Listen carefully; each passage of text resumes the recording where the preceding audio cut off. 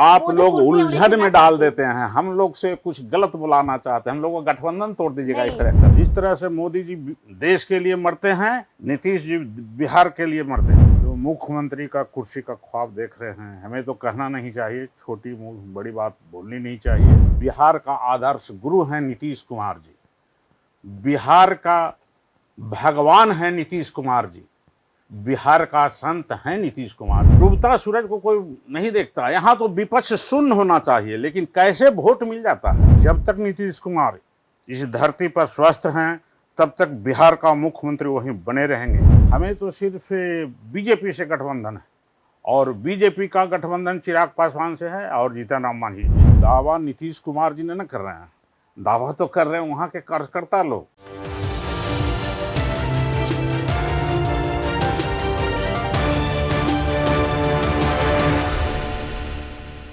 नमस्कार, आप देख रहे हैं मंथन टुडे। मैं हूं आपके साथ अंशु गोस्वामी। हमारे साथ है जदयू के जिला उपाध्यक्ष अवधेश प्रसाद।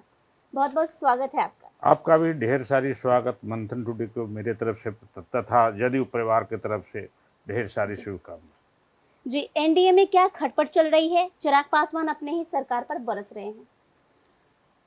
चिराग पासवान हैं जो मुख्यमंत्री का कुर्सी का ख्वाब देख रहे हैं, हमें तो कहना नहीं चाहिए, छोटी बड़ी बात बोलनी नहीं चाहिए। जो नीतीश कुमार जी ने किए हैं बिहार के लिए, और चिराग जी ने जो किए हैं अपने परिवार के लिए, स्वयं देख लीजिए, और पूरे बिहार का, देश का जनता देख लीजिए। आपको लग रहा है कि ऐसा हो रहा है, वो सीएम बनना चाहते हैं, इसलिए ये सब घमासान अब ज्यादा ही हावी हो रहा है? हमारी जदयू सरकार को पहले भी उन्होंने बहुत ही बड़ा धोखा देने का काम किया है, और हर जगह आज भी वही करना चाह रहे हैं।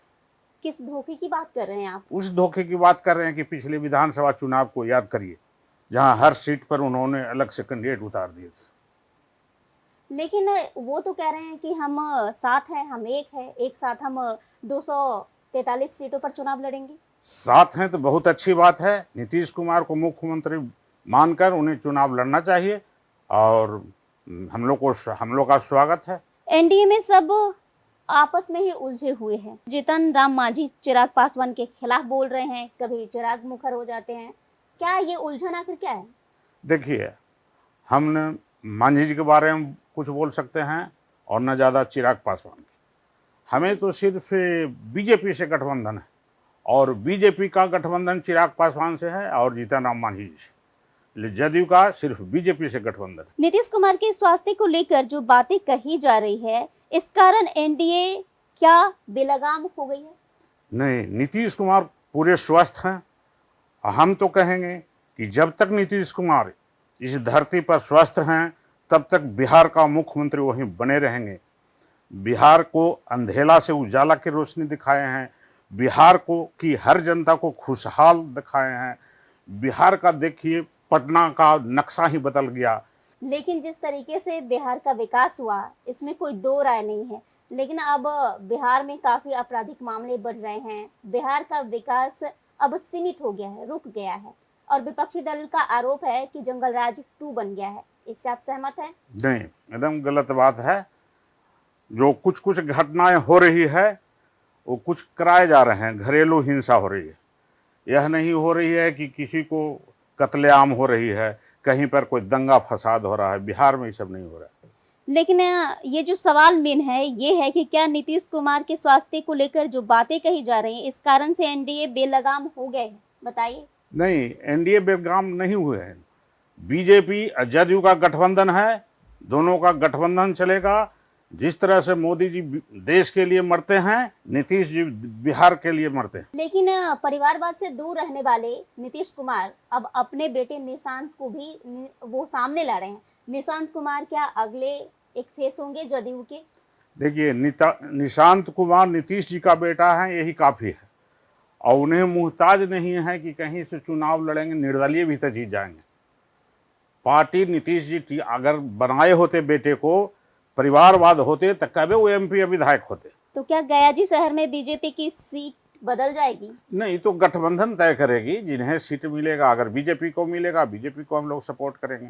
जदयू को मिलेगा, जदयू को सपोर्ट करेंगे। लेकिन अपने ही सहयोगी दल के सीट पर दावा करना, दावा ये तो घमासान दिखेगा ना। दावा नीतीश कुमार जी ने ना कर रहे हैं, दावा तो कर रहे हैं वहाँ के कार्यकर्ता लोग।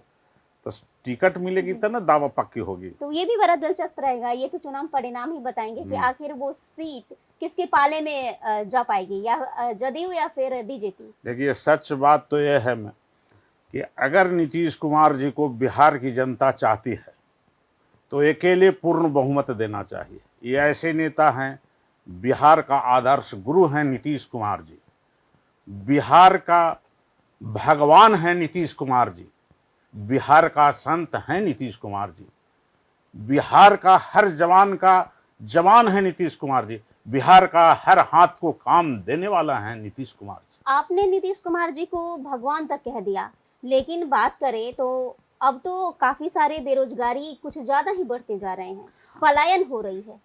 तो आपको नहीं लगता कि ये सारी समस्या कहीं ना कहीं जो बढ़ती जा रही है इनकी सरकार में अब देखने को मिल रही है?